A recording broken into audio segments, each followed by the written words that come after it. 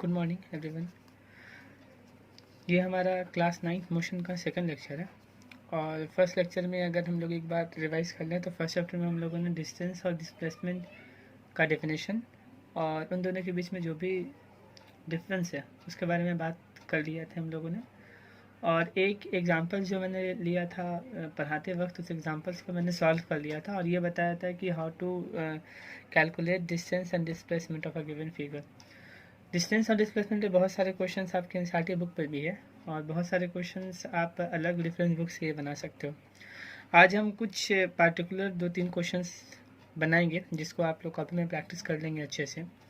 उससे पहले जो हम लोग डिस्टेंस और डिस्प्लेसमेंट के बारे में पढ़े थे तो आपको ये समझ में आ गया था कि डिस्टेंस और डिस्प्लेसमेंट क्या होता है और आप एक बार उसको फिर से रिवाइज कर लेंगे अच्छे से। बस इसमें एक बात जो आपको याद रखना है वो ये कि अगर हम डिस्टेंस और डिस्प्लेसमेंट की बात करें तो एक स्टार बना के ये बात हम नोट कर सकते हैं कि the magnitude of displacement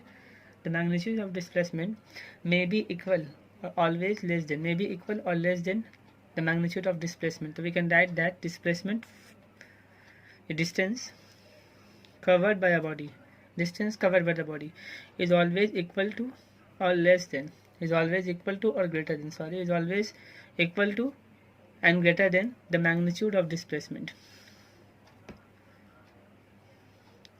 displacement हमेशा हमेशा डिस्टेंस के बराबर हो सकता है, मे बी डिस्टेंस के बराबर हो सकता है, और अगर डिस्टेंस के बराबर नहीं होगा तो हमेशा डिस्टेंस से छोटा होगा। कोई भी ऐसा केस नहीं है जहां डिस्प्लेसमेंट का मैग्नीट्यूड डिस्टेंस के मैग्नीट्यूड से बड़ा हो जाए। Distance always will be greater than displacement और in some cases it may be equal to distance. कुछ क्वेश्चंस यहाँ देख लेते हैं on distance and displacement. Some questions on distance and displacement. तो पहला क्वेश्चन की हम लोग बात करेंगे यहाँ पर, a particle moves from p to q. Particles body भी हो सकता है। A particles moves from p to q in a straight line और रोड। एक पार्टिकल जो पी से क्यू जा रहा है एक रोड में स्ट्रेट लाइन में, and returns from q to the mid point of p q. Suppose कर लेते हैं कि हमारे पास जो रोड है वो एक्स एक्सिस में, सपोज करो कि हम रोड को जो मान लेते हैं वो मान लेते हैं कि यहाँ से यहाँ एक रोड था और यहाँ पर एक पॉइंट था स्टार्टिंग में P और एक पॉइंट था बाद में Q। हम चाहें तो इसको y एक्सिस से ये मान सकते हैं। अगर हम यहाँ पे कोऑर्डिनेट बना दें तो ये x एक्सिस हो जाएगा और ये y एक्सिस हो जाएगा, x एक्सिस y एक्सिस, ऐसा हम बना सकते हैं। लेकिन चूंकि स्ट्रेट लाइन का मोशन है तो either the particle is travelling on x axis और y axis. This is origin. Motion जब भी स्टार्ट होगा ओरिजिन से हम करेंगे यहाँ पर। तो P पॉइंट से डिस्टेंस एक बॉडी ने मूव करना स्टार्ट किया, Q पॉइंट पे पहुंचा, मैं Q पॉइंट को यहाँ मान लेता हूँ एक रोड पे, ये रोड है, और फिर वो वापस Q पॉइंट से रिटर्न हुआ और रिटर्न होके कहाँ आया, वो रिटर्न होके वो इस PQ की मिड पॉइंट पे आया। से मिड पॉइंट को हम मान लेते हैं R। If PQ is 10 metre, PQ आपको गिवन है कि PQ का वैल्यू कितना है, PQ 10 metre. Find the distance and displacement covered by the particle. Particle पहले P पॉइंट पे था, यहाँ से पहले गया या Q पे, फिर वापस आ गया R पे। डिस्टेंस और डिस्प्लेसमेंट निकालना। पहले डिस्टेंस की बात करते हैं तो distance is the actual length of part covered by the body. Distance पहले पार्टिकल P से स्टार्ट किया, Q पे गया, तो P से पहले Q पे गया, तो डिस्टेंस की बात करें तो P से पहले Q पे गया, फिर Q से R पे आया। It means that it should B PQ plus QR।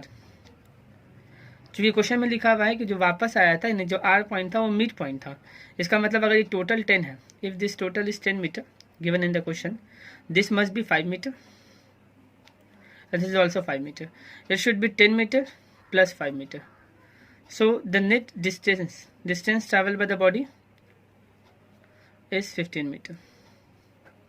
Now displacement. If we are talking about displacement कितना होगा?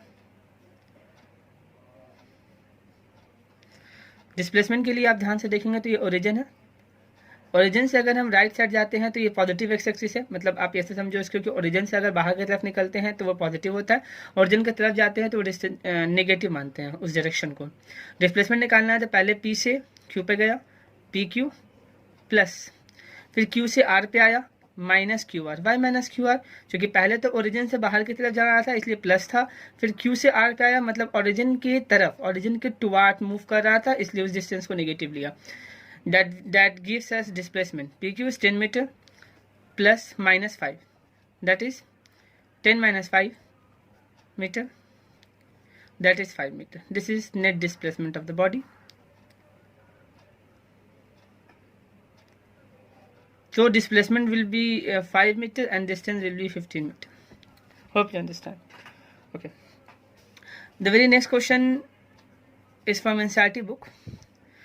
An athlete complete one round of a circular track of diameter 200 मीटर in 40 second. एक athlete है जो complete करता है एक circular track का पूरा राउंड, एक वन कंप्लीट सर्कमफेरेंस उस ग्राउंड का जिसका डायमीटर 200 मीटर है 40 सेकेंड में. What will be the distance covered and displacement. Distance और डिस्प्लेसमेंट दोनों आपको निकालना है eight the end of 2 minute and 20 second. 2 minute और 20 सेकेंड के बाद कितना डिस्टेंस कवर्ड होगा और कितना डिस्प्लेसमेंट होगा, ये आपको निकालना है. तो कुछ बातें इसमें हैं फंडामेंटल जो आपको पहले याद होनी चाहिए. पहले फंडामेंटल बातें कर लेते हैं, हम यहाँ पे सॉल्व कर लेते हैं इसको. There is no space over there. Solution अगर करते हैं इसका, तो पहले आपको सर्कुलर ट्रैक का डायमीटर गिवन है. Diameter of circular track, circular track का डायमीटर 200 मीटर है. It should be 200 metre. So the radius of circular track will be 100 metre. आप सर्कमफेरेंस निकाल दें, चूंकि ये तो उसके चारों तरफ घूम रहा है तो इसका मतलब सर्कमफेरेंस ही होगा. सर्कमफेरेंस ऑफ सर्कुलर ट्रैक हो जाएगा 2πr, 2 इंटू 22/7. चूँकि पाई का वैल्यू यहाँ 3.14 लिखा नहीं है इसलिए हम वही ले रहे हैं 100 metre. It should be 4400/7 metre. This is the circumference of circular track. जब वो एक राउंड करेगा तो ये उसका सर्कमफेरेंस होगा. एक राउंड में जितना डिस्टेंस कवर करेगा वो उसके सर्कमफेरेंस का ऑब्वियसली बराबर होगा. बट ये एक सर्कमफेरेंस कंप्लीट करने में, एक राउंड कंप्लीट करने में क्वेश्चन में लिखा है कितना मिनट लगाता है. एक राउंड कंप्लीट करने में 40 सेकंड लगाता है. ये सिर्फ एक राउंड के लिए. और एक राउंड में जो टाइम लगा है 40 सेकंड और एक राउंड में जो डिस्टेंस कवर हुआ है वो सर्कमफेरेंस के बराबर, that is 44007 metre. And displacement during one round of course 0. लेकिन यहाँ पर हमको 40 सेकंड में कितना डिस्प्लेसमेंट और कितना डिस्टेंस है वो नहीं निकालना है. We have to calculate the distance and displacement at the end of 2 minute and 20 second. तो the total time is 2 minute and 20 second. Total time is 2 minute and 20 second. तो पहले हम यहाँ लिख देते हैं टोटल टाइम कितना है हमारे पास. Total time that we have 2 minute and 20 second. 2 minute is 120 second plus 20 second 140 second. This is the total time. अब अगर आप ध्यान से समझोगे इस स्टेटमेंट को, तो सर्कमफेरेंस में जो डिस्टेंस कवर किया है, सर्कमफेरेंस में जो सर्कमफेरेंस आया है वो डिस्टेंस के बराबर है. और ये डिस्टेंस कवर करने में यानी 440/7 मीटर डिस्टेंस कवर करने में टाइम लगा है 40 सेकंड. तो हम इसको ऐसे लिख सकते हैं, time taken distance travel, it should be better, distance covered by particle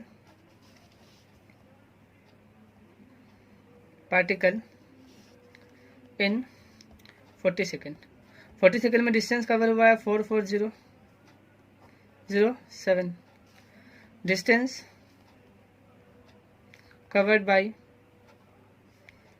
particle in 1 second. 1 second में डिस्टेंस जो कवर करोगा, ये आप पढ़ चुके हो, यूनिटरी मेथड है. ये 40 से नीचे आकर डिवाइड हो जाएगा. And distance covered bye particle in 120. Total time 140 second है. 140 सेकंड 140 सेकंड में कितना डिस्टेंस कवर करेगा वो, तो 4400 divided by 7 into 40 into 140. Hope कि आपको समझ में आता होगा. ये बात क्लियर है, कोई प्रॉब्लम नहीं है. आप डिवाइड कर सकते हैं इजली इसको. 7 के टेबल से 7 2 टाइम में इससे इसको काटेंगे तो ये हो जाएगा 2200 metre. This is the distance covered by the particle in 140 second, that is 2 minute and 20 second. Not it's some about displacement. अगर डिस्प्लेसमेंट के बारे में बात करते हैं तो पूरा एक राउंड लगाने में समय जो लगता है 40 second. You can look at the question. एक पूरा का पूरा एक सर्कुलर ग्राउंड का राउंड लगाने में टाइम लगता है 40 सेकेंड. टोटल टाइम कितना है? टोटल टाइम जो हमारे पास है 140. तो नंबर ऑफ रिवोल्यूशन कितना, अगर पार्टिकल सर्कुलर पाथ पे चल रहा है 40 सेकेंड में वो जहाँ से स्टार्ट करता है वहीं पहुँच जाता है. 40 सेकेंड में सपोज करिए सर्कुलर ग्राउंड था, कुछ रेडियस है इसका 100 गिवन है. तो यहाँ पर से अगर सपोज करो मूव करना स्टार्ट किया ए पॉइंट से, तो दोबारा ए पॉइंट पे आता है तो इसका 1 रिवोल्यूशन होता है, डिस्प्लेसमेंट ऑब्वियसली 0 होगा, इनिशियल और फाइनल पॉइंट सेम हो गया। तो ये ए पॉइंट से चलता है और दोबारा ए पॉइंट पे आने में कितना सेकंड लगा था, 40 सेकंड। तो एक राउंड में 40 सेकंड, डिस्प्लेसमेंट 0, टोटल टाइम कितना है 140 सेकंड। तो अगर ऐसा है तो नंबर ऑफ रिवोल्यूशन हम निकाल सकते हैं कि नंबर ऑफ रिवोल्यूशन कितना था या नंबर ऑफ राउंड कितना था। नंबर ऑफ राउंड जो पार्टिकल लगाया वो होगा total time divided by time taken during 1 revolution और 1 round. Total time 140 divided by 40, ये है टोटल नंबर ऑफ राउंड, कितना राउंड लगाया। टोटल नंबर ऑफ राउंड अगर देखेंगे तो ये कितना हो जाएगा, आई थिंक 3.5, 3 होल 1/2, कुछ ऐसे लिख सकते हैं, ठीक है। या इसको आप 3.5 भी लिख सकते हो, 3.5 राउंड, इतना राउंड। अब चूंकि हम जानते हैं ऑलरेडी कि 3 राउंड लगाने में डिस्प्लेसमेंट कितना, ऑब्वियसली 0। जब वो 3 राउंड लगाएगा तो डिस्प्लेसमेंट कितना होगा 0, एक राउंड में डिस्प्लेसमेंट 0, 3 राउंड में डिस्प्लेसमेंट 0। तो जो फाइनल डिस्प्लेसमेंट होगा वो हाफ राउंड के वजह से ही होगा। इस बात का हम लिख सकते हैं चूंकि फॉर 3 राउंड कंप्लीट राउंड, याद रखेंगे, the displacement will be 0, displacement will be 0, and the final displacement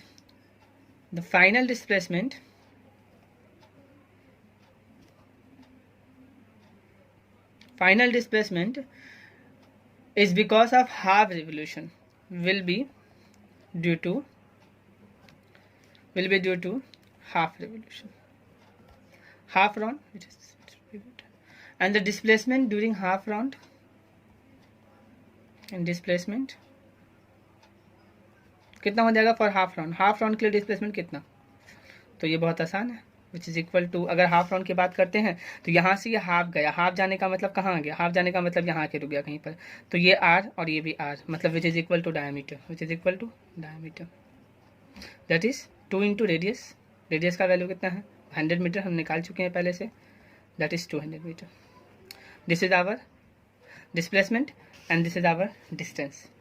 Distance 2200 meter and displacement is 200 meter. Okay. This is our second question. Now we will go toward the very next question, that is third question. This is very important question, asked in many competitive exam also. This is not from your NCERT book or in any other reference textbooks of standard 9, but very good question. A wheel of radius 1 meter rolls forward half a revolution on a ground. एक wheel है जिसका radius 1 metre given है यहाँ पर, वो role कर रहा है, जमीन में चल रहा है, रोल कर रहा है।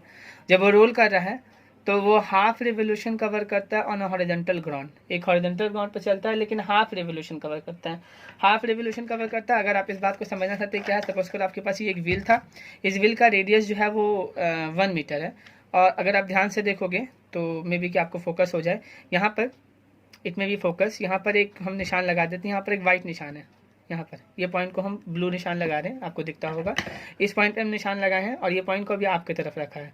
अब ये व्हील जो है ये हाफ रिवोल्यूशन कर रहा है, हाफ रिवोल्यूशन कर रहा है, तो देखना अच्छे से, मतलब हाफ रिवोल्यूशन का मतलब क्या है, अभी इसको हम नीचे कर देते हैं, ज़्यादा आपको समझ में आएगा, ये बिल्कुल नीचे है, इसको हम मूव करा रहे हैं half revolution. After covering half revolution cover करने के बाद ये जो मेरा पेन का मार्क लगा हुआ था ये ऊपर आ गया, पहले ये व्हील कहाँ था, इस पॉइंट पे, अब ये हाफ रिवोल्यूशन के बाद व्हील यहाँ पहुंच चुका है, आपको निकालना है कि इसका डिस्प्लेसमेंट कितना होगा। काफ़ी बेहतरीन क्वेश्चन है, radius is given, radius is 1 metre, question काफ़ी अच्छा है, ध्यान देंगे और हम लोग इसको बनाते हैं। पहले आप फिगर वाइज समझ लें इसको, फिगर के हिसाब से कैसे बनाओगे इसको। क्वेश्चन आपके सामने है, क्वेश्चन आप कॉपी में लिखेंगे और सारे को अपनी कॉपी में बनाएंगे, और भी अलग अलग क्वेश्चंस आप प्रैक्टिस करेंगे अपने अपने बुक का। तो अगर इसको सॉल्व करने जाएँ तो सॉल्व करने के लिए पहले आप एक व्हील बना लें, सपोज करो हमारे पास एक व्हील है, ये व्हील है और इस व्हील में मैं एक यहाँ मार्किंग लगा लेता हूँ पॉइंट ए, ये हाफ रिवोल्यूशन किया, एक्स एक्सिस पे चल रहा है, ये ग्राउंड है जहाँ ये मूव कर रहा है। हाफ रिवोल्यूशन करने के बाद ये व्हील सपोज करो यहाँ आ गया, तो ऑब्वियसली जब ये ऐसे मूव करेगा क्लॉकवाइज तो ये ए पॉइंट कुछ देर बाद यहाँ आ जाएगा, से ए डैश मान लेते हैं इसको, कोई प्रॉब्लम नहीं है, ये सेंटर है, ये सेंटर है व्हील का, रेडियस हमको पता है पहले से व्हील का। ओके, आपको डिस्प्लेसमेंट पूछा गया, डिस्प्लेसमेंट पहले ये पॉइंट ए पर था, अब ये पॉइंट कहाँ चला गया, तो मिला दो, अब ये पॉइंट यहाँ आ गया, this is our net displacement A dash. Displacement क्या है यहाँ पर जो हमारा डिस्प्लेसमेंट है वो है आपको ए डैश, इसी ए डैश का आपको मैग्नीट्यूड फाइंड करना है। In terms of pi, in terms of pi you can also find in terms of pi. There is no mention in the question whether you have to find in terms of pi or not, but we are going to find the answer in terms of pi. Okay, तो अगर आप देखोगे ध्यान से तो बहुत आसान हो गया। अब तो ये सेंटर है, ये r और ये भी r, ये r है और ये भी r है, तो इसको पॉइंट को अगर b मान लें तो यहाँ से a डैश b का वैल्यू कितना हो जाएगा 2r। क्लियर है, कोई प्रॉब्लम नहीं है। और अगर a b देखोगे तो ये a b काफ़ी इंपॉर्टेंट है निकालना। अगर आप a b निकाल लेते हो तो ये a b, अगर आप ए बी समझ लेते हो तो फिर आपको बहुत ईजिली ये बात समझ में आ जाएगा कि क्या बात हो रही है। ए बी कितना हुआ, अगर आप ए बी के बारे में ध्यान से देखोगे तो मैंने अभी आपको समझाया था, ये with the help of this cap, ये पॉइंट अगर ऊपर है और इसको अगर हम मूव करते हैं तो मूव करते करते करते करते ये पॉइंट नीचे चला गया। तो अगर हम एरिया की बात करें, कितना एरिया स्विफ्ट किया, कितना एरिया ये स्विप किया, अगर उसकी बात करते हैं तो एरिया तो हो जाएगा इसके कर्व सरफेस एरिया के बराबर। ऐसे अगर मूव करते हैं, यहाँ चला गया, एरिया जितना यहाँ से यहाँ कवर किया। लेकिन हम डिस्टेंस की बात करें तो डिस्टेंस यहाँ से यहाँ की कौन सी हुई, यहाँ से लेके ये पूरा डिस्टेंस हुआ सरकमफेरेंस। लेकिन चूंकि हाफ किया है तो ये ए बी जो होगा एक्चुअली में ये किसके बराबर होगा, पाई आर के। टोटल अगर ये यहाँ से मूव करता और वापस दोबारा वो वाला पॉइंट ऊपर आ जाता अगर ये पॉइंट सपोज करो, तो जितना ये डिस्टेंस कवर करता वो इसके सरकमफेरेंस के बराबर होता, that is 2 pi R. But यहाँ था और ये हाफ ही रिवोल्यूशन कंप्लीट किया, इसका मतलब 2 pi r by 2 which is pi r. तो ये हो गया आपको pi r. Now displacement find करना है। आप ये राइट एंगल ट्रायंगल आपको दिख रहा है, तो in triangle A B A dash, ये सब आप लिखोगे एग्जाम में भी क्योंकि आप 9th क्लास में हो। अगर ऑब्जेक्टिव्स में आता तो you can directly solve it. A B A dash 90 degree है बाई पी टी, शॉर्ट में पाइथागोरस थ्योरम। ए डैश का वैल्यू कितना हो जाएगा, under root of A B square plus A dash B. Obviously यहाँ से आप निकाल सकते हो, आर तो 1 है ना, तो ये 2 हो जाएगा। तो it should be equal to A B का वैल्यू कितना है अब, तो ए बी पाई आर है, पाई आर का होल स्क्वायर प्लस आर भी वैल्यू रख सकते हैं। It should be better to put the value pi R यहाँ से हटा देते हैं। Pi square plus here 2 square under root of pi square plus 4। This is your required answer, A dash. Displacement of the particle.